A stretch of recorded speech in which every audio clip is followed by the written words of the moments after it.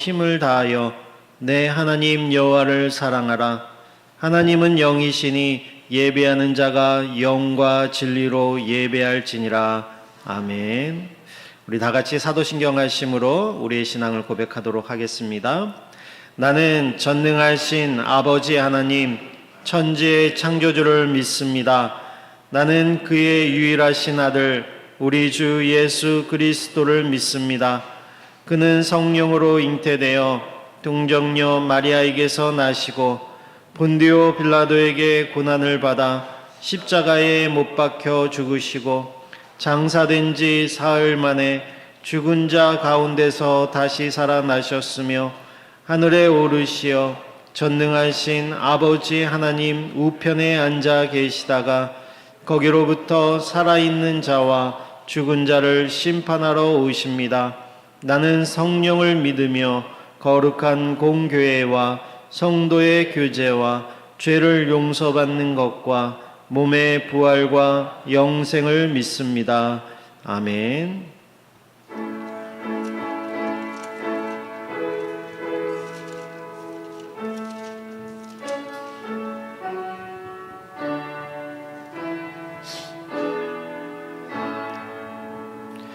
성부 성자와 성령 찬송과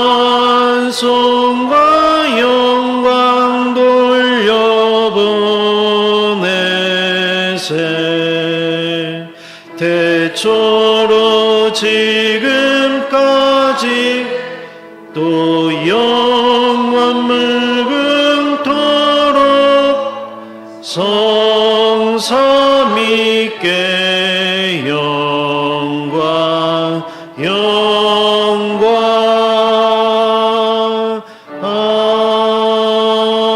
아멘. 우리 이 시간에는 지난 한 주간을 돌아보면서 우리의 죄와 또 우리의 연약함을 하나님께 고백하고 또 한 주간 동안 감사했던 내용들을 하나님께 고백하며 기도한 후에 우리 박우열 집사님 대표로 기도해 주시겠습니다. 같이 기도하겠습니다. 하나님 감사합니다. 우리의 연약함을 아시는 주님, 하나님 뜻대로 주님 뜻대로 살 수 있게 하여 주시고 또 한 주간 수많은 잘못과 또 수많은 하나님 말씀대로 살지 못하였던 것, 우리의 욕심에 이끌려 살았던 것 하나님 다 용서하여 주시고 이 시간 우리의 마음을 주님께 내려놓고 나오길 원합니다. 하나님 우리의 마음을 예수 그리스도의 보혈로 깨끗게 하여 주시고 정결한 마음으로 하나님께 기도할 수 있는, 하나님께 나아갈 수 있는 우리가 될 수 있도록 주님 도와주시옵소서. 하나님 우리의 마음을 기도하여 주시고 감사할 수 있는 내용들을 감사하게 도와주시고 그래서 우리 성도의 삶이 날마다 더 주님 안에서 풍요로워지며 풍성한 삶이 될 수 있도록 주여 도와주시옵소서. 이 시간 주님 함께하여 주시고 이 시간 우리의 마음과 생각을 주장하여 주시옵소서. 주님 도와주시옵소서.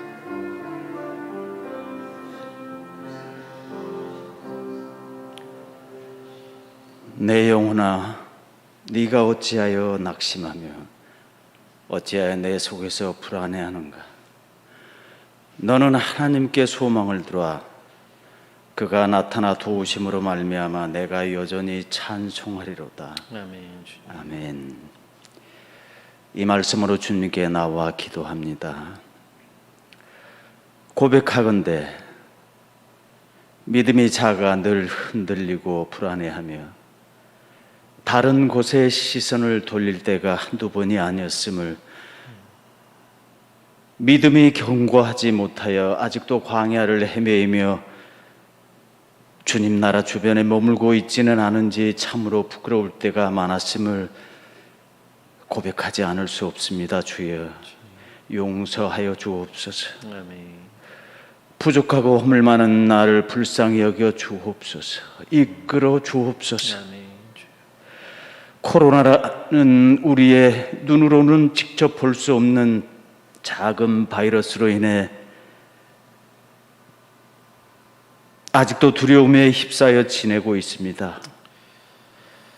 서로를 두려워하며 함께 마음을 나눌 수 있는 모임도 자제하며 찬양도 하지 못하는 상황이 계속되고 있습니다. 이러한 상황의 끝을 예측하지도 못하고 하루하루를 보내고 있습니다. 주님, 우리를 긍휼히 여겨 주옵소서. 불쌍히 여겨 주옵소서.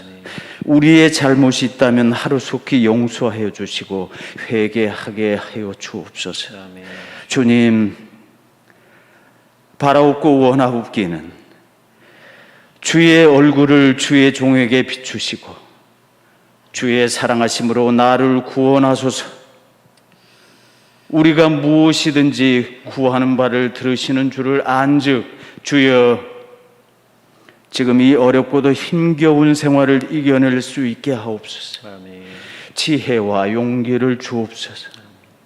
주님의 몸된 은강교회 모든 성도들이 하나 되게 하여 주시고 주님 품에 안기어 찬송하며 기도하게 하옵소서.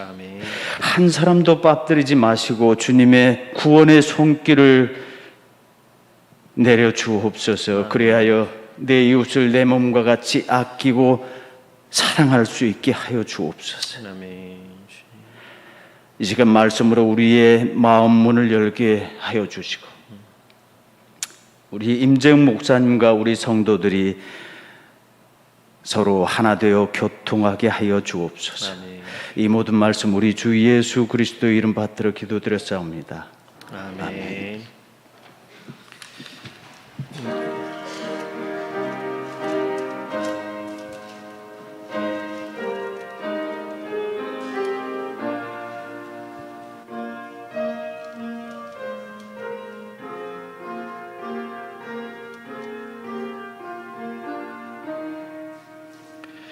멸류관 벗어서 주 앞에 드리세. 저 천사 기쁜 노래가 온 땅에 퍼지네. 내 혼악 깨어서 주 찬송하여라.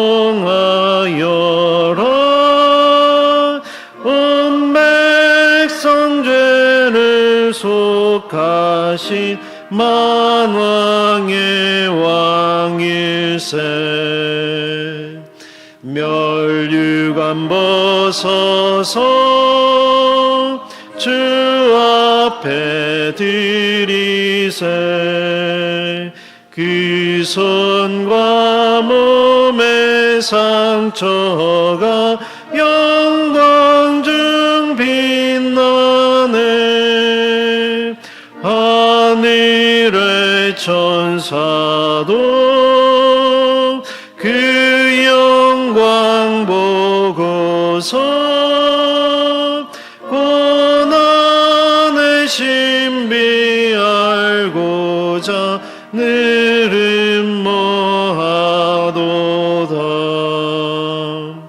멸류관 벗어서 주 앞에 드리세. 온 세상 전쟁 그치고 참 평화 오겠네. 주 보좌 앞에서 온 백성 엎드려 그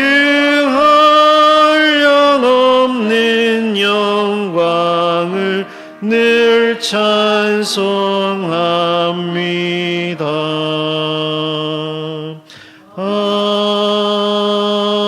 아멘. 오늘 우리에게 주신 하나님의 말씀은 룻기 2장 1절부터 7절까지 말씀입니다. 구약성경 룻기서 2장 1절부터 7절까지 제가 봉독해 드리도록 하겠습니다. 구약성경 룻기 2장 1절부터 7절까지 말씀입니다. 구약성경 403페이지 정도 있습니다. 403페이지 정도 있습니다. 룻기 2장 1절부터 7절까지 말씀입니다. 나오미의 남편 엘리멜렉의 친족으로 유력한 자가 있으니 그의 이름은 보아스더라. 모압 여인 룻이 나오미에게 이르되 원하건대 내가 밭으로 가서 내가 누구에게 은혜를 입으면 그를 따라가서 이삭을 주겠나이다 하니 나오미가 그에게 이르되 내 따라 갈지어다 하매 룻이 가서 베는 자를 따라 밭에서 이삭을 줍는데 우연히 엘리멜렉의 친족 보아스에게 속한 밭에 이르렀더라. 마침 보아스가 베들레헴으로부터 와서 베는 자들에게 이르되 여호와께서 너희와 함께 하시기를 원하노라 하니 그들이 대답하되 여호와께서 당신에게 복 주시기를 원하나이다 하니라. 보아스가 베는 자들을 거느린 사환에게 이르되 이는 누구의 소녀냐 하니 베는 자를 거느린 사환이 대답하여 이르되 이는 나오미와 함께 모압 지방에서 돌아온 모압 소녀인데 그의 말이 나로 베는 자를 따라서 단 사이에서 이삭을 줍게 하소서 하였고 아침부터 와서는 잠시 집에서 쉰 외에 지금까지 계속하는 중이니이다. 아멘. 우리 찬송가 183장 찬양하겠습니다.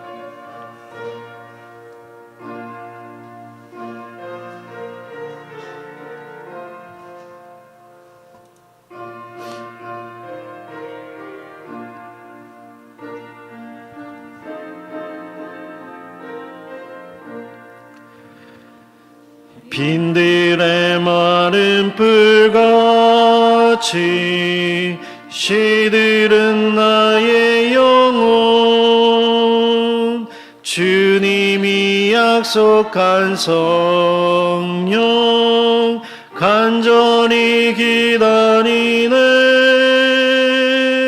가물어 메마른 땅에 단비를 내리시듯 성령의 단비를 부어 새 생명 주옵소서. 반가운 빗소리 들려 산천이 춤을 추네. 봄비로 내리는 성령 내게도 주옵소서. 가물어 메마른 땅에 단비를 내리시듯 성령의 단비를 부어 새 생명 주옵소서. 절 따라 우로를 내려 초목이 물성하니 갈급한 내 심령 위에 성령을 부으소서. 머물러 메마른 땅에 단비를 내리시듯 성령의 단비를 부어 새 생명 주옵소서. 참되신 사랑의 언약 어길 수 있사오랴. 오늘의 흡족한 은혜 주실 줄 믿습니다. 메마른 땅에 단비를 내리시듯 성령의 단비를 부어 새 생명 주옵소서.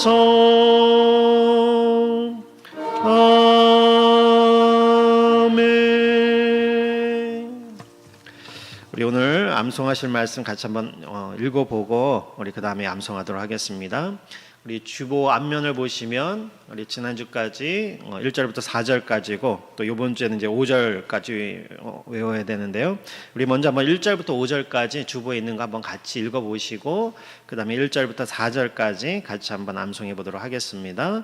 한번 같이 읽겠습니다. 시작. 복 있는 사람은 악인들의 꾀를 따르지 아니하며 죄인들의 길에 서지 아니하며 오만한 자들의 자리에 앉지 아니하고 오직 여호와의 율법을 즐거워하여 그의 율법을 주야로 묵상하는도다. 그는 시냇가에 심은 나무가 철을 따라 열매를 맺으며 그 잎사귀가 마르지 아니함 같으니 그가 하는 모든 일이 다 형통하리로다. 악인들은 그렇지 아니하며 오직 바람에 나는 겨와 같도다. 그러므로 악인들은 심판을 견디지 못하며 죄인들이 의인들의 모임에 들지 못하리로다. 아멘. 우리 1절부터 4절까지 한번 같이 암송해 보도록 하겠습니다. 우리 암송하지 못하시는 분은 주보를 같이 한번 읽어주셔도 괜찮습니다. 같이 암송하겠습니다. 시작. 복 있는 사람은 악인들의 꾀를 따르지 아니하며 죄인들의 길에 서지 아니하며 오만한 자들의 자리에 앉지 아니하고 오직 여호와의 율법을 즐거워하여 그의 율법을 주야로 묵상하는도다. 그는 시냇가에 심은 나무가 철을 따라 열매를 맺으며 그 잎사귀가 마르지 아니함 같으니 그가 하는 모든 일이 다 형통하리로다. 악인들은 그렇지 아니하며 오직 바람에 나는 겨와 같도다. 아멘. 예, 같이 우리 계속 동참해 주셔서 감사를 드리고요. 또 이번 한 주간은 우리 5절까지 같이 외우도록 하겠습니다. 우리 말씀을 한번 보겠습니다. 우리 지난 시간에 이제 룻기 1장을 마쳤고요. 오늘은 이제 2장에 있는 말씀을 또 나가 보려고 하는데요. 우리 룻기 1장에 보면 엘리멜렉의 등장으로 시작해서 나오미, 그다음에 그의 두 아들, 그다음에 두 며느리인 룻과 오르바까지 여러 명의 이제 등장 인물이 등장했던 것을 우리가 생각할 수가 있습니다. 그런데 결론부로 갈수록 이 나오미와 룻을 제외하고는 모두 단역처럼 한 번 등장했다가 사라진 후에는 다시 등장을 하지 않는 것을 볼 수가 있습니다. 하나님께서 쓰고 계시는 그 역사의 무대에서 그들은 다 사라졌고 오직 나오미와 룻만 남겨둔 채 그렇게 1장이 끝을 맺은 것을 우리가 지난 시간까지 살펴보았습니다. 그리고 오늘 읽은 이 2장으로 넘어오면 이제 1장에서는 나타나지 않았던 새로운 인물을 소개하면서 1장이 시작이 되는데요. 우리 2장 1절 말씀을 다시 한번 같이 읽어보도록 하겠습니다. 2장 1절 말씀 같이 읽어보겠습니다. 시작. 나오미의 남편 엘리멜렉의 친족으로 유력한 자가 있으니 그의 이름은 보아스더라. 아멘. 갑자기 보아스라는 인물을 소개하는 것으로 2장 1절을 시작을 하고 있습니다. 아마 이것으로 보아서 2장 이후에 나오는 모든 내용들 가운데 이 보아스라는 인물이 굉장히 중요한 역할을 하는 사람이겠구나라는 것을 우리로 이제 짐작하게 만드는 그런 장치라고 우리가 볼 수가 있고요. 이렇게 2장 첫머리에 보아스라는 인물을 등장시키고 복선을 깔아놓은 상태에서 이제 2절에는 바로 이 룻의 다시 그 나오미와 룻의 그 가정 형편을 이야기하는 것으로 이야기를 이제 새롭게 시작하는 걸 볼 수가 있는데요. 2절 말씀도 한번 같이 읽어보도록 하겠습니다. 2절 말씀 시작.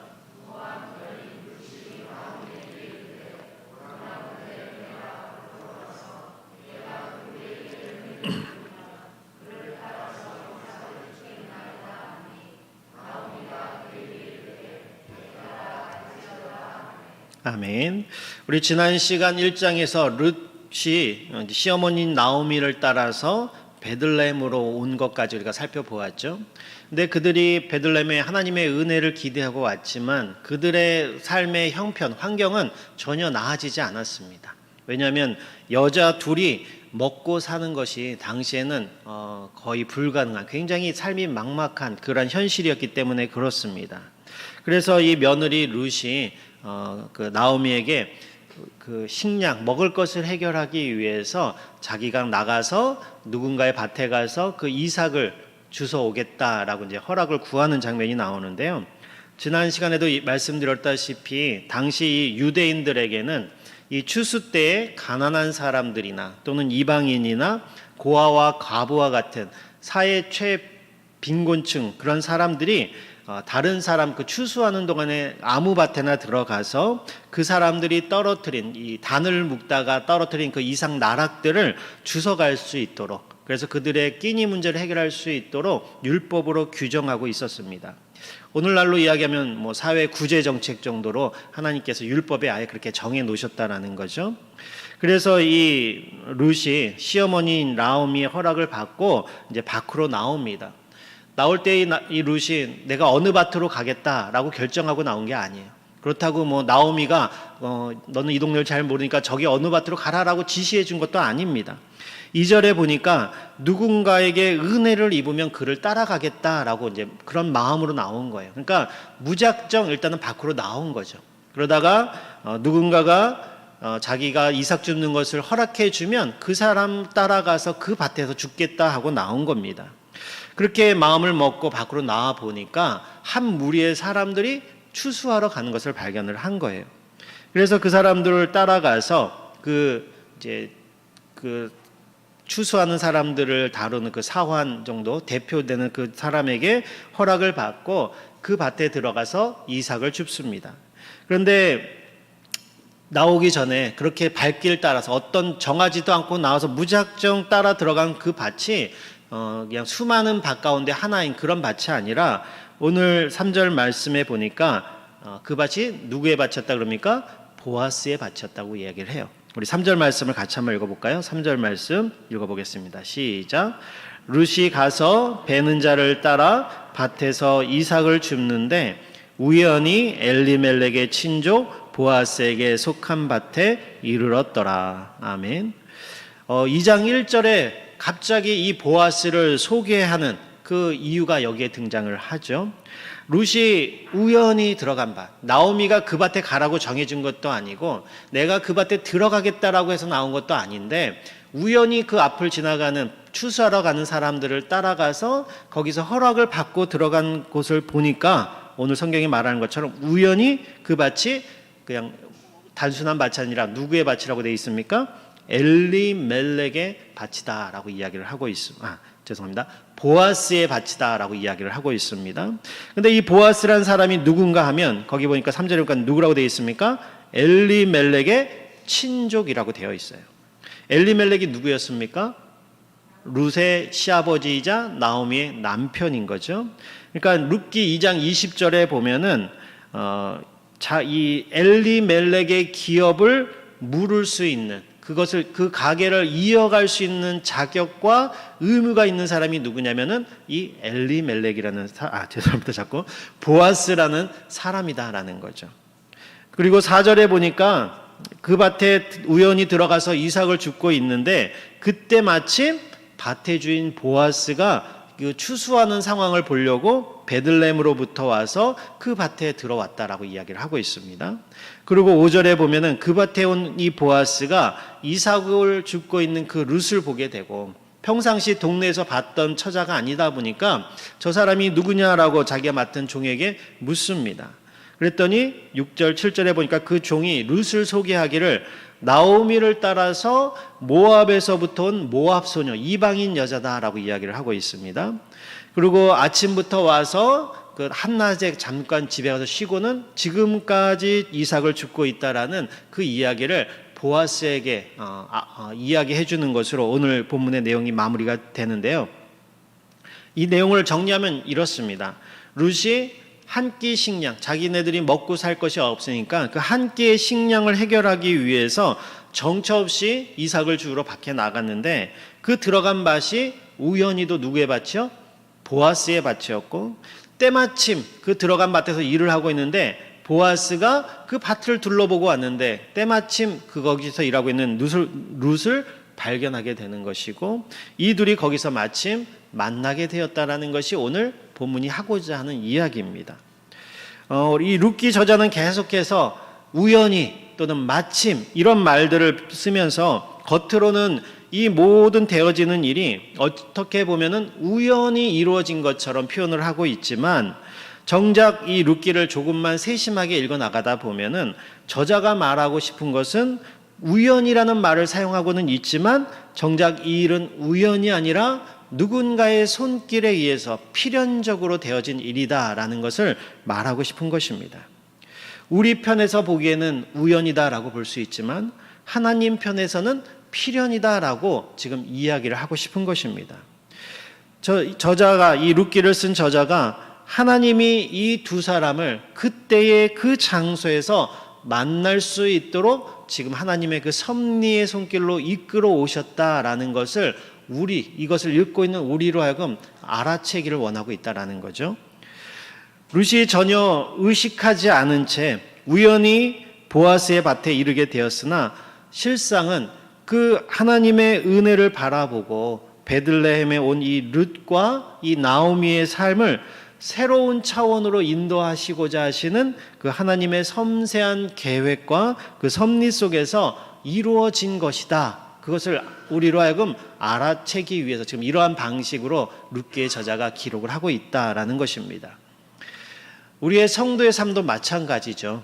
우리가 겉으로 보기에는 우리의 삶이 우연의 연속인 것처럼 보이지만 실상은 하나님의 보이지 않는 섭리가 늘 함께하고 있다라는 것을 우리는 깨달아야 할 것이고, 또 우리의 삶을 과거를 돌아다 보면 그 당시에는 그것이 어쩌다가 우연이 된 것처럼 느껴졌지만 지나고 나서 우리가 우리의 삶을 돌아보니까 그것이 하나님의 은혜였고 하나님의 섭리였다라는 것을 깨달은 때가 얼마나 많이 있냐라는 것입니다. 또한 본문은 이렇게 우연을 가장한 하나님의 섭리 속에서 만남이 이루어지고 있는 이 두 사람을 소개할 때에도 재미있는 하나의 장치를 써놓았는데요. 그것이 뭐냐면 보아스와 룻을 소개할 때에 단순히 그들의 이름만으로 소개하지 않았다라는 거예요. 그들을 소개할 때에 그 앞에 대조적인 수식어를 써서 그들을 표현하고 있다라는 겁니다. 우리가 1절에 보면 2장 1절에 보니까 보아스를 소개할 때 단순히 보아스라는 사람이 있었다라고 이야기를 하지 않죠. 어떤 사람이라고 보아스를 소개하고 있습니까? 유력한 사람이다라고 보아스를 소개하고 있습니다. 이 유력하다라는 말은 상황에 따라서 굉장히 다양하게 번역될 수 있는 말인데요. 여기서 지금 보아스를 소개할 때 이 유력하다라는 말의 뜻은 이렇게 번역할 수가 있어요. 경제적으로나 신체적으로나 사회적으로 영향력이 있는 사람, 그런 사람을 표현할 때 유력자라는 표현을 쓰고요. 또 재력가이자 신뢰받고 인정받고 있는 품위와 어떤 능력이 있는 사람, 그런 사람을 표현할 때 이 유력자라는 단어를 씁니다. 즉 유력자 보아스라는 말은 그가 이 보아스라는 사람이 돈도 어느 정도 많이 가지고 있는 사람이었고 그 사회에서 그 동네에서는 영향력이 있는 지도층에 있는 아니면 상류층에 있는 그러한 사람임을 강조하기 위해서 유력자 보아스라고 이렇게 소개를 하고 있다라는 겁니다. 그런데 룻은 어떻게 소개하고 있는가 하면 우리는 1장을 이미 쭉 읽어왔지 않습니까? 그러니까 1장을 읽은 사람이라면 누구나 이 룻이 어떠한 여자라는 걸 다 알아요. 어떠한 여자죠? 출신이 어디입니까? 모압 출신의 이방인 여자라는 걸 알고 있습니다. 그리고 그가 결혼해서 남편이 죽은 과부라는 사실을 1장을 읽은 사람이라면 누구나 다 알고 있어요. 근데 이 2장에서 이 룻을 소개할 때 룻이라고만 이야기해도 우리는 그 내용을 다 알고 있는데 굳이 마치 처음 이 룻을 소개하는 것처럼 2장 2절이나 2장 6절에 보면은 이 룻 앞에 모압 여인이라는 수식어를 굳이 붙여서 소개를 하고 있다라는 겁니다. 그것은 뭐냐면 이 룻이라는 여인의 신분은 지금 이방 여인이고 과부이고 사회적으로 지금 이 베들레헴이라는 그 동네에서는 가장 최빈곤층, 최하층에 있는 사람이다라는 것을 의도적으로 저자가 알리기 위해서 그런 수식어를 붙였다라는 거죠. 그러니까 보아스를 소개할 때는 유력한 자, 그 다음에 룻을 소개할 때는 모압 여인이라는 이런 수식어를 붙여줌으로 인해서 이 둘의 사회적, 경제적, 신분적인 차가 완전히 극과 극에 있는 위치다라는 것을 우리로 하여금 알아차리게 하도록 강조하기 위한 저자의 의도다라고 볼 수가 있습니다. 요즘 말로 표현을 하면 하나님께서 이 보아스와 룻을 소개팅 자리에서 만나게 하셨는데, 이 남자인 이 보아스는 총각이고 유대인이고 그 동네에서는 가장 유력한 사람, 경제적으로도 상류층이고 또 사회적으로 지도층에 있는 그런 남자고, 이 룻이라는 여자는 이방인에다가 과부에다가 정말 가진 것 하나 없는 빈털터리의 최빈곤층에 있는 그런 여자다라는 것을 우리로 하여금 알려주는 것이다 라고 봅니다. 그러니까 누가 봐도 이 소개팅은 이루어질 수 없는 소개팅이다라는 걸 알 수가 있죠. 두 사람의 신분적이고 사회적인 격차, 또 인종적인 격차가 너무 크다 보니까 현실적으로 이 두 사람이 이어질 수 있는 그 어떠한 접촉점도 없다라는 것을 우리로 하여금 알아차리도록 하는 거예요. 누가 봐도 연결될 수 없고, 누가 봐도 어울릴 수 없는, 누가 봐도 그 조건을 본다 그러면 정말 저 사람들이 뭐 이어질 수 있겠어라고 말하는 그런 사람임을 우리에게 말하고 있는 거죠. 근데 2장을 지나서 3장에 가면 무엇인가 변화가 일어나고 있다라는 것을 우리로 하여금 성경이 말을 하고 있어요. 보아스가 룻을 향해서 하는 말을 통해서 지금 이 룻의 처지가 어떻게 변했는가를 알 수가 있는데요. 우리 3장 11절 말씀을 같이 한번 읽어보도록 하겠습니다. 룻기 3장 11절 말씀입니다. 우리 같이 한번 읽어볼까요? 시작.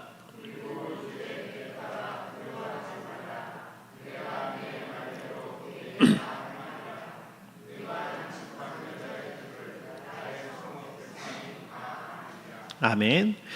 유력자인 보아스와 도저히 격이 맞지 않고 두 사람은 도저히 어울릴 수 없는 그런 신분적인 격차를 가진 이 사람이었는데, 시간이 지나니까 2장에서 3장으로 넘어가다 보니까 그 사회, 그 베들레헴이라는 동네에 있는 모든 사람들이 이 룻을 향해서 모함년이라는 수식에서 뭐로 바뀌었냐면, 오늘 3장 11절 말씀해 보니까 뭐라고 표현하고 있습니까? 내가 현숙한 여자인 줄을 누가 다 안다고요? 이 성읍, 베들레헴 성읍에 사는 사람들이 다 안다라는 거예요. 2장에서 룻을 소개할 때는 단순히 모함 여인이었어요. 그 동네에 있는 사람들이 저 여자는 외국에서 온 이방 여자고, 우리 유대인하고 상종조차 할 수 없는 그런 이방 여자고, 거기다가 과부고, 거기다가 과부인 시어머니랑 이 동네에 와서 살고 있는 가장 밑바닥 인생을 살고 있는 여자, 그렇게 다 인식을 하고 있었다라는 거예요. 근데 3장에 와서 보니까 어느새 이 룻이라는 여인이 온 동네 사람들이 다 인정하는 현숙한 여인이라고 표현을 하고 있습니다. 재미있는 것은 이 현숙한이라는 이 말은 히브리어 원문을 보면은 보아스를 수식했던 그 유력한이라는 단어와 똑같은 단어를 사용하고 있다라는 거예요. 그러니까 상황에 따라서 아까도 말했다시피 유력한 자라는 게 상황에 따라서 다양하게 번역될 수 있다라고 얘기를 했지 않습니까? 그러니까 보아스에게는 유력한 자, 그리고 룻에게는 현숙한 여인으로서 똑같은 단어가 사용되어 있다라는 거예요. 그러니까 이제는 유력한 사람인 보아스와 유력한 사람인 룻, 이렇게 해석할 수도 있다라는 거죠. 그러니까 두 사람이 도저히 어울릴 수 없는 신분적인 격차, 경제적인 격차가 완전히 하늘과 땅 차이로 벌어져 있던 그런 사람이었는데, 어느새 이 두 사람의 틈이 자연스럽게 같은 유력한 사람으로서 동등한 입장에 서게 되었다라는 거예요. 동네 모든 사람들이 다 인정할 만한. 그래서 누구나 봐도 저 두 사람은 참 잘 어울리는 한 쌍이다라고 말할 수 있는 그런 위치까지, 그런 모습으로 이 룻의 신분이 변화되었다라는 거죠.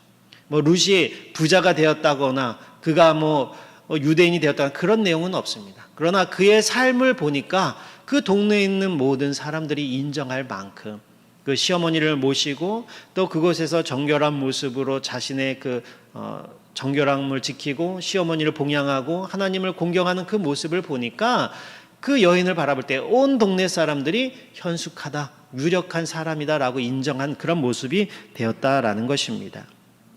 룻기의 저자는 이러한 변화를 통해서 이런 일이 우연히 된 것이 아니다라는 것을 이야기를 하고 있는 거죠.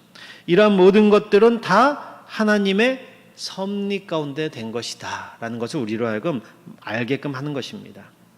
우리가 룻기를 읽다 보면 하나님이 직접적으로 나타나셔갖고 역사하시는 그런 내용은 하나도 없어요.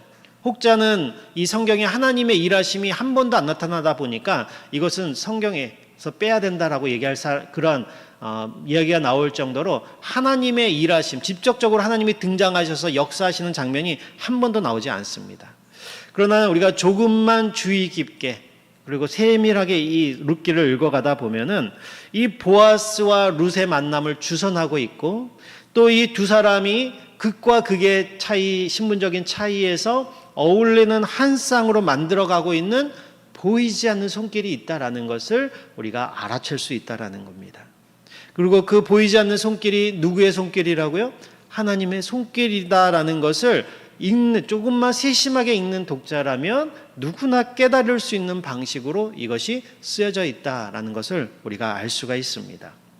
우리가 성경을 읽을 때 성경뿐만이 아니라 어떤 영화를 보거나 책을 볼 때 저자의 의도를 읽는 게 굉장히 중요하잖아요. 저자가 왜 무슨 목적으로 이런 표현들을 썼고 이런 내용들을 썼는가, 이것을 아는 게 굉장히 중요합니다. 그걸 알아갈 때 더 풍성하게 그 내용들을 알아갈 수 있는 것처럼 성경도 마찬가지예요.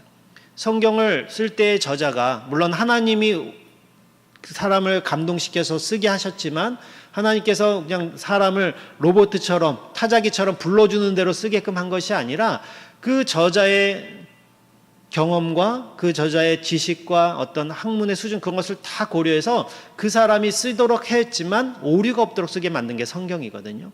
그러다 보니까 성경은 각 책마다 그 저자의 독특한 그런 관점이라든지 하나님을 드러내는 표현들, 그 방식들이 있다라는 거예요. 우리가 성경을 읽을 때 이런 저자의 의도를 볼 수 있어서 그 저자의 의도대로 성경을 읽어가다 보면은 성경이 더 은혜가 되고 더 풍성하게 우리에게 다가올 수 있다라는 겁니다. 이렇게 두 사람의 신분의 격차가 좁혀졌는데, 이 3장으로 넘어가다 보면, 우리가 계속 앞으로 또 룻기를 살펴보겠지만 3장으로 넘어가면 이런 하나님의 섭리가 작용하고 있음을 이제 누가 알아차리냐면 그 시어머니인 나오미가 알아차리게 됩니다. 그래서 적극적으로 이 기업 물을 그런 의무와 책임이 있는 사람 중에 한 사람인 이 보아스와 자기의 며느리인 이 룻을 연결시키기 위해서 이 룻에 대해서 코치를 해주는 그런 장면이 계속 나오고요. 드디어 4장에 가면 우여곡절 끝에 이 두 사람이 결혼하게 되는 장면이 나옵니다. 그리고 그 사이에서 바로 임신하게 되고 아이를 낳게 되는데, 성경에는 뭐라 그러냐면 그 아이를 누가 잉태하게 했다고요? 하나님께서 잉태하게 하셨다라는 것으로 이야기를 이어가는 것을 볼 수가 있습니다. 그러면서 그 아이가 장차 누구의 조상이 됩니까? 다윗 왕의 조상이 되는 것이고, 그 다윗 왕의 후계 속에서 누가 나옵니까? 예수 그리스도가 나온다라는 거죠. 그래서 이 룻이 그 예수님의 족복 가운데 들어가게 되는 것이고, 이방인 여인이고 정말로 과부였던 이 여인, 정말 보아스와 이 룻의 신분, 처음의 신분을 생각한다 그러면 하늘과 땅 차이, 누가 생각해도 연결될 수 없는 그런 신분적 차이가 있었지만, 하나님의 은혜를 사모하고 또 하나님 말씀대로 살려고 하는 그런 모습을 봤을 때에 그 두 사람을 같은 유력자로서 인정될 만큼 하나님이 그 모든 상황을 만들어 가셨고, 결국에는 이방인 사람 가운데 예수님의 촉복 가운데 들어오는 한 여인으로 만들어 주신 것을 우리가 볼 수가 있습니다. 이 두 사람을 엮어가는 이 이야기를 통해서 룻기가 하고 싶은 이야기는 분명해요. 그것은 뭐냐면 우리의 인생 가운데 또 역사 가운데 역사하시는 하나님의 섭리의 손길을 우리로 하여금 깨닫게 하고자 하는 것입니다. 사람들이 각기 자기 소견에 옳은 대로 살았던 이 사사시대에, 그래서 자신이 자기 인생의 주인이 되고 왕이 되며 살았던, 그래서 그 사회 어디에서도 하나님을 찾아볼 수 없고 하나님 말씀대로 살고자 하는 그러한 것들을 찾아볼 수 없는 그러한 시대에 하나님이 여전히 역사의 주인이시고 자기 인생의 주인이다라는 것을 고백하고 그것을 삶으로 드러내며 살았던 그 한 사람, 아니 어떻게 보면 보아스와 룻이라는 이 두 사람, 이 한 부부를 나타냄으로 인해서 하나님 뜻대로 사는 자들, 그러한 사람들에게 하나님이 어떻게 섭리의 손길로 역사하시는가를 우리에게 보여주고자 하는 것이 어떻게 보면 이 룻기 전체에 흐르는 중요한 주제다라고 우리가 생각해 볼 수가 있습니다. 하나님은 언제나 여전히 우리의 인생의 주인이시고 또 우리 가운데 주도적으로 역사를 진행하는 분이시다라는 사실을 우리는 잊지 말아야 됩니다. 현실을 보면 하나님이 아닌 다른 어떤 세력들이 이 세상을 주관하는 것 같고 역사를 이끌어가는 것처럼 보인다 할지라도 역사는 여전히 하나님께서 주관하고 계시다라는 것, 그리고 우리의 인생은 하나님이 주인이 되신다라는 사실을 기억하기를 성경은 우리에게 요구하고 있는 것이고, 그러한 하나님을 알아차리도록 우리에게 말하고 있는 것입니다. 룻기 2장을 우리가 찬찬히 자연스럽게 읽다 보면은 이 보아스와 이 룻의 그 묘사를 통해서 볼 때에 어디선가 우리가 본 듯한 모습이 느껴질 때가 있어요. 그리고 누군가가 떠오르는 그런 분위기를 우리가 볼 수가 있습니다. 특별히 보아스가 룻을 향해서 대하는 그의 어떤 시종 일관 대하는 그런 그 룻의 행동이나 말투나 어떤 그런 태도들을 볼 때에, 그리고 그에 대해서 나타나는 그 룻의 그런 모습, 반응을 볼 때에 우리는 어디선가 많이 본 듯한 모습, 즉 하나님의 그 모습, 하나님이 우리를 대하는 그 모습이 떠오르게 된다라는 거죠. 실제로 이 룻기를 보면서 많은 신학자들이 이 보아스를 평가할 때 뭐라고 평가하냐면 하나님을 반영하고 있는 사람이다라고 표현을 하고 있을 정도로, 이 보아스라는 사람의 말투나 이 보아스라는 사람 정말 그 유력자잖아요. 가장 어떻게 보면 극과 극에 있는 사람임에도 불구하고 이 룻을 대하는 그의 말투, 그의 행동, 그의 생각들을 보면은 우리를 대하고 계시는 하나님의 모습이 떠오른다라는 것입니다. 이 보아스와 룻을 볼 때에 그 당시에 모든 사람들은 모두가 자기 마음대로 자기 소견에 오른 대로 사는 것이 당연했던 그런 세상 속에서 그렇게 살기를 거부하고 하나님께 초점을 맞추고 하나님 뜻대로 살려고 하는 사람들이 있다라는 것을 보여주고 있는 것이 룻기의 내용이고, 그러한 방식으로 룻기를 인도하고 우리가 그렇게 읽기를 원하고 있다라는 것입니다. 우리가 비슷한 내용이 열왕기서를 보면 나오는데요. 열왕기상 19장을 보면은 18장에서 바알 선지자 450명, 그 다음에 아세라 선지자 400명을 모아놓고 850대 1의 싸움을 걸고 있는 우리가 엘리야 선지자 이야기를 잘 아실 겁니다. 거기서 그 싸움에서 대승을 거두죠. 그러다가 이세벨의 위협에 자기를 잡아 죽이려고 하는 소식을 듣고 도망을 갑니다. 광야로 도망을 가요. 그래서 거기서 죽기를 구하다가 하나님의 은혜로 호렙산, 그러니까 시내산까지 오게 되는 그런 장면을 볼 수가 있습니다. 그런 호렙산에 도착해서 기진맥진한 상태에서 이 엘리야가 하나님께 기도하는 내용이 이런 내용이 있어요. 그 기도의 내용이 뭐냐면, 하나님, 이제는 저밖에 안 남았다라는 거예요. 자기 혼자만 남았다라는 거예요. 이스라엘 모든 백성들이 다 하나님을 배반해서 바알신을 섬기고 있고, 또 자기처럼 하나님을 섬기려고 하는 사람들은 다 죽임을 당하고 다 떠나버리고, 이제는 하나님을 향한 열심이 특심인 사람은 나 한 사람밖에 남지 않았다라는 하소연을 하나님께 합니다. 그때 하나님께서 뭐라고 말씀하시냐면, 아니다, 내가 7,000명을 남겨놨다라는 거죠. 네가 보는 현실 속에서는 하나님을 향한 열심이 특심인 사람이 너 하나밖에 없다라고, 너밖에 안 보이겠지만 하나님은 그 이스라엘이라는 민족 속에 너와 같이 하나님을 향한 마음이 열심히 특심인 사람을 7,000명이나 남겨놓았다라고 이야기를 하고 있습니다. 그렇게 하나님께서 하나님 뜻대로 살려고 했던 7,000명을 남겨놓았듯이 다 자기 임의대로 자기 마음대로 살던 그 사사시대에 하나님의 손길로 하나님의 뜻대로 살았던 보아스와 룻이 지금 이 룻기를 통해서 드러나고 있다라는 것입니다. 이것이 단순히 열왕기상 시대의 그런 이야기나 또는 룻기 사사시대를 살았던 룻의 모습은 아니다라는 거죠. 오늘날에도 하나님의 손길로 이렇게 사는 사람들이 있다라는 것입니다. 외형적으로만 보면은 정말 예수님을 믿을 이유가 하나도 없는 사람들이 있어요. 모든 것이 풍요롭고 모든 것이 평안하고 정말 모든 것이 부족함이 하나 없어 보이는 그런 사람들이 있습니다. 그런 사람들이 그럼에도 불구하고 되게 하나님 앞에 나와서 헌신적이고 겸손한 모습으로 신앙생활을 하는 사람들을 종종 만나게 돼요. 마치 보아스처럼 없는 사람들, 가난한 사람들을 돌보는 그러한 모습을 볼 때가 있습니다. 그분들의 생각이나 삶을 보게 되면, 그리고 그들이 하나님을 향해서 품고 있는 그 각오를 들어볼 때 보면은 저런 분들이 정말 한국교회를 살리고 있구나라는 생각이 들 때가 있습니다. 또 반대로 어떤 분들은 너무나 힘들어 보이고 정말 너무나 그 삶에 무거운 짐을 지고 있다는 것을 누가 다 봐도 알 수 있는 그런 것을 걸머쥐고 살면서도 그분의 삶의 모습을 보면 우리 같으면 인생을 포기할 것 같고 하나님을 저주하고 하나님을 원망할 것 같은 그런 어려운 환경 속에 있음에도 불구하고 그분의 삶의 모습을 보면 하나님이 생각나는 그런 사람들이 있다라는 것입니다.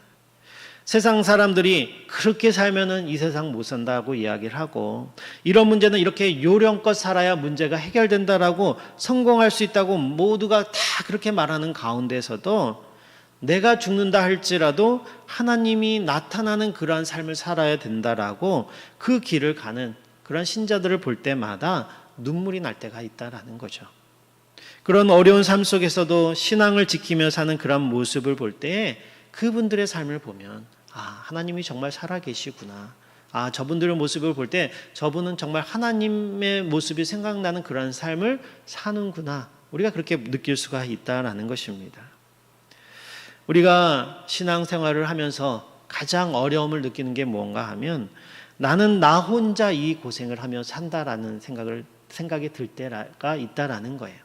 마치 엘리야가 자기만 남아서 하나님을 향한 열심이 있는 사람이 자기밖에 남지 않았다라는 마음이 들 때, 모든 사람들은 다 하나님을 버리고 자기 마음대로 사는데 그렇게 살아도 그들의 삶에 아무런 어려움도 없고 그들이 오히려 떵떵거리고 더 잘 살고 있는 그런 모습, 나는 오히려 하나님 말씀대로 살려고 하다 보니까 목숨의 위협을 당하고 쫓기는 그런 삶을 사는 그런 엘리야의 그런 모습, 그럴 때 우리도 역시 인생의 어려움을 느끼게 되고 내가 이제 이렇게 사는 게 맞나? 나도 저들처럼 저렇게 한번 살아볼까라는 그런 유혹에 빠질 때가 있다라는 거죠. 근데 그러한 생각이 들 때마다 우리가 힘을 얻고 용기를 얻을 수 있는 것은 뭐냐면, 나와 똑같은 처지에서 나와 같이 하나님을 향해서 하나님 편에 서고자 하는 그런 신앙인들을 만나게 될 때, 그리고 그런 열심히 그 모습으로 사는 그 모습이 내 두 눈으로 확인될 때 우리는 다시금 용기를 얻을 수 있다라는 것입니다. 그런 분들을 볼 때 하나님을 통한 위로와 감사의 눈물이 난다라는 거죠. 하나님이 성경을 통해서 늘 말씀하는 것이지만 하나님이 직접적으로 나타나셔서 우리를 위로하는 것보다는 사람을 통해서 우리를 위로하시고 사람을 통해서 우리를 깨닫게 하시는 경우가 더 많다라는 거예요. 이런 어려운 경우에 이런 어려운 마음을 가진 분들이 동일한 고민을 하고 있고 동일한 고민 속에서 여전히 하나님 뜻대로 살려고 하고 있는 그런 동지를 만났을 때, 신앙의 동료를 만났을 때 그들이 용기와 감사와 위로의 그런 마음을 느낄 수 있는 것처럼 이런 일들이 교회를 통해서 일어나야 된다라는 것입니다. 교회 안에 왔을 때 같은 신앙의 동질감을 느낄 수 있을 것이고, 세상 속에서 다 하나님 없는 것처럼 사는 그 모습을 보고 실망하고 좌절하고 나도 그렇게 신앙적으로 살아가는 것을 포기하고 싶은 그런 마음이 들 때에 교회에 오니까 나 말고도 그렇게 사는 사람들이 있구나, 나 말고도 그런 신앙을 붙잡고 하나님 뜻대로 살고자 하는 그런 사람들이 있구나라는 것을 우리가 같이 고백하고 교제를 통해서 위로를 얻는 그러한 교회가 되어야 될 것이고, 그래서 다시금 교회에서 힘을 얻고 위로를 얻고 세상에 나아가서 하나님 말씀대로 다시금 힘을 내서 살아보는 그런 일들이 우리 교회 가운데 나타나기를 진심으로 축원합니다. 오늘 말씀을 보면 모든 것을 다 가진 유력자 보아스였지만 그가 룻을 대하는 모습을 보면 교만하지 않았고요, 오히려 하나님이 우리를 대해주시는 그 긍휼의 마음으로 가난한 자, 연약한 자, 소외되었던 자인 이 룻, 모압 여인이자 과부로 최하층에서 어렵게 살아가는 이 룻을 돌보아 주는 것을 볼 수가 있습니다. 그리고 그것이 자신에게 손해가 되는 일임에도 분명히 그것을 알고 있음에도 불구하고 하나님이 정하신 율법에 따라 나중에 가면 그 룻을 자기의 아내로 맞이하고 그 엘리멜렉의 그 기업을 무르는 그런 책임을 지는 그런 장면을 우리가 볼 수가 있습니다.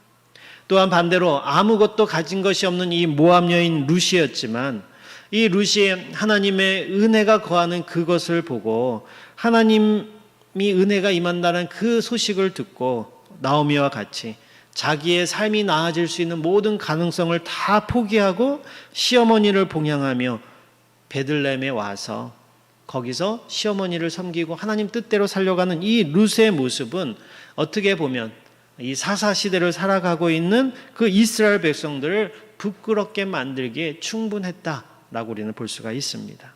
그래서 이 여인을 모두가 현숙한 여인, 유력한 자라고 칭송을 하는 것을 볼 수가 있는데요. 이 보아스와 이 룻의 삶의 모습을 보면 우리는 하나님의 모습이 떠오른다라는 것을 알 수가 있고 이 룻기에서 하나님이 직접적으로 나타나시진 않지만 이 두 사람을 통해서 하나님이 일하고 계시다라는 것을 느끼고 알 수 있게 보여주고 있습니다. 오늘 이 말씀을 통해서 저와 여러분이 이 룻과 보아스처럼 우리가 하는 말과 우리의 드러나는 이러한 삶을 보면서 그리고 우리의 이 몸짓과 이 처신들을 보면서 누군가가 우리를 보고 하나님이 떠오르는 하나님이 생각나는 그러한 삶을 사는 저와 여러분들이 되시기를 진심으로 축원합니다.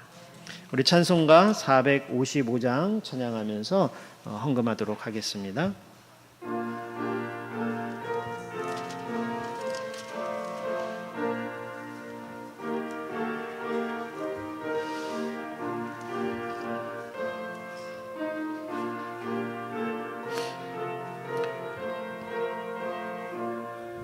우리 다 같이 일어나셔서 봉헌하도록 하겠습니다. 주님의 마음을 본받는 자, 그 마음에 평강이 찾아오는 험악한 세상을 이기리니 하늘로부터 임함이로다.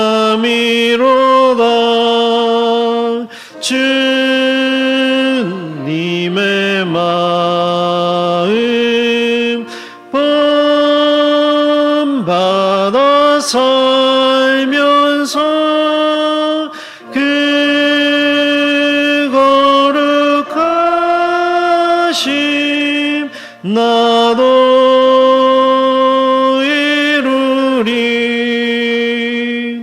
주 모습 내 눈에 안 보이며 그 음성 내 귀에 안 들려도 내 영혼 날마다 주를 만나 신령한 말씀 늘 배우도다. 주님의 마음 본받아 살면서 그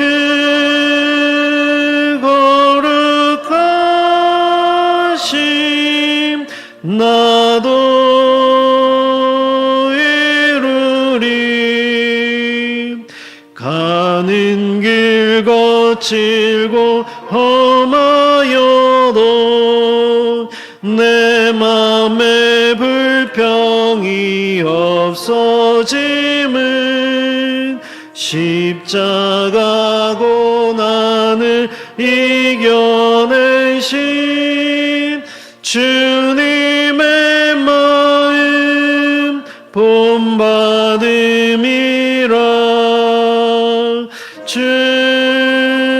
주님의 마음 본받아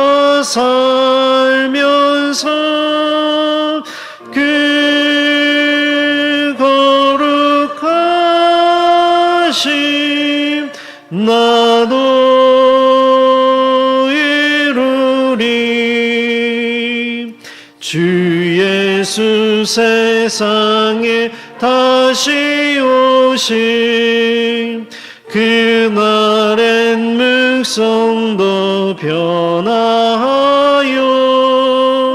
주님의 빛나는 그 영상을 다 함께 보며 주 찬양하리. 주님의 마음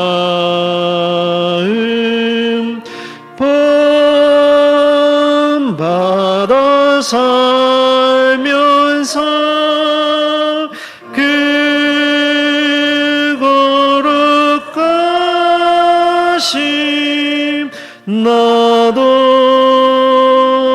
이루리.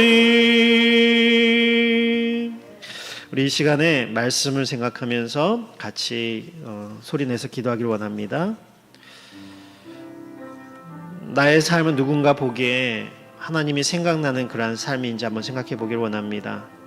나의 말과 나의 행동을 보고 누군가가 나의 그런 삶을 봤을 때 과연 하나님이 생각날까? 나는 세상 사람들처럼 동일한 모습으로 살아가고 있는 것은 아닌가? 우리 한번 생각해 보기를 원합니다. 그리고 이 시간 보아스와 룻처럼 다른 모든 사람들은 다 그렇게 살지 않는다 할지라도 나는 하나님 말씀대로 살겠노라고, 다른 모든 사람들은 다 하나님을 떠나도 나는 하나님께 초점을 맞추고 살겠노라고 그렇게 고백하는 우리가 되기를 바라고, 우리의 모습 속에서 또 우리의 교회의 모습 속에서 우리를 바라볼 때 하나님이 생각나는 그러한 사람이 되게 해달라고 이 시간 같이 기도하기를 원하고요. 또 세상 속에서 그렇게 살다가 지치고 힘들어서 교회에 오면 나와 같은 생각을 가지고 있고 나와 같은 삶을 살아가려고 몸부림치고 있는 그런 사람들을 볼 때 서로가 위로가 되고 서로가 다시금 용기를 얻고 세상에 나아가 하나님 뜻대로 살고자 하는 그러한 교회, 그러한 분위기가 있는 우리 교회가 되게 해달라고 우리 시간 같이 한 목소리로 기도하겠습니다. 기도하겠습니다. 하나님 아버지 감사합니다. 세상 모든 사람들이 사사시대처럼 자기의 소견에 오른 대로 내 마음의 원대로 나에게 이익이 되는 대로 다 그렇게 살아간다 할지라도 하나님, 우리는 하나님의 말씀에 초점을 맞추고 살아가기를 원합니다.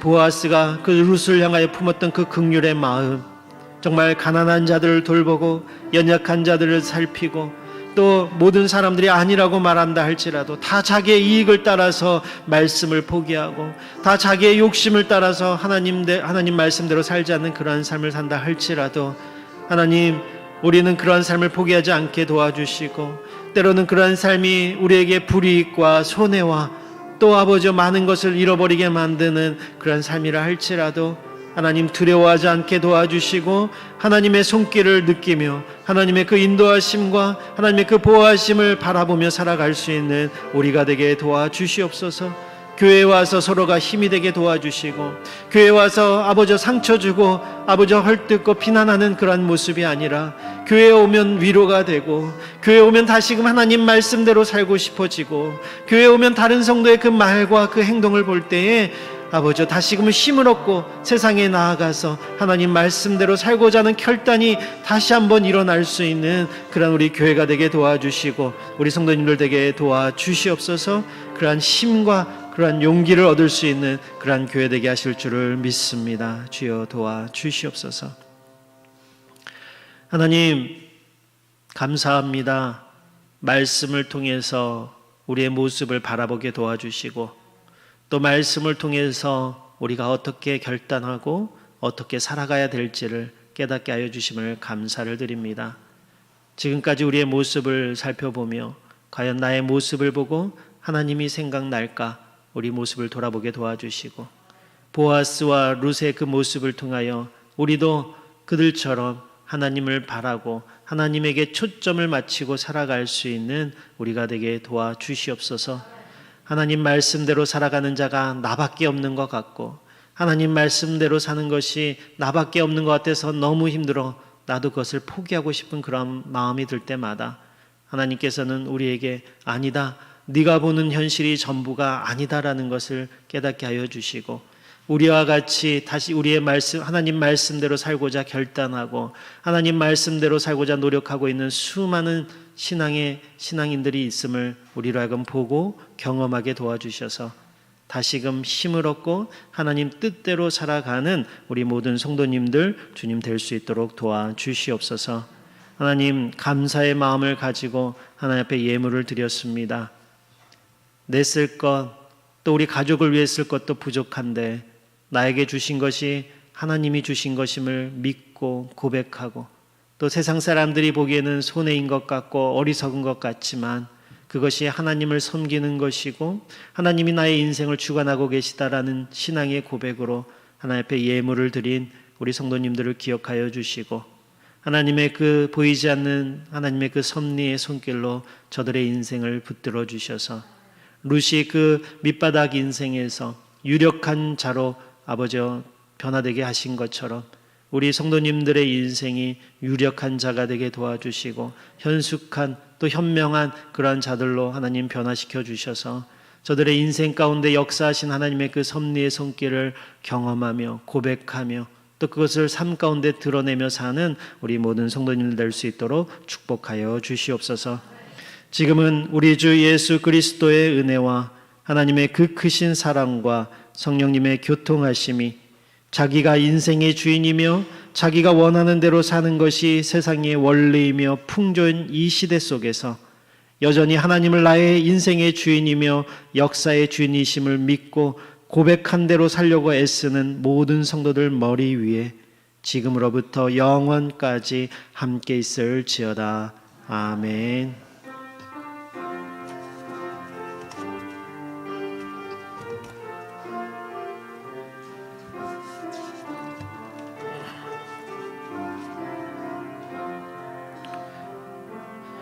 진정한 예배가 숨쉬는 교회, 주님이 주인 되시는 교회, 믿음의 기도가 쌓이는 교회, 최고의 찬양을 드리는 교회, 말씀이 살아 움직이는 교회, 성도의 사랑이 넘치는 교회, 섬김과 헌신이 기쁨이 되어 열매 맺는 아름다운 교회,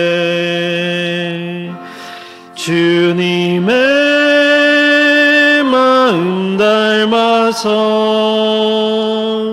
이웃을 사랑하는 교회, 주님의 영광을 위해서 빛 되신 주님 전하는 교회, 사랑의 불꽃이 활짝 피어나 날마다 사랑에 빠지는 교회, 주께서 사랑하는 우리 교회가 이런 교회 되게 하소서. 주님의 마음 닮아서, 주님의 마음 닮아서 이웃을 사랑하는 교회, 주님의 영광을 위해서 빛 되신 주님 전하는 교회, 사랑의 불꽃이 활짝 피어나 날마다 사랑에 빠지는 교회, 주께서 사랑하는 우리 교회가 이런 교회 되게 하소서. 이런 교회 되게 하소서. 이런 교회 되게 하소서.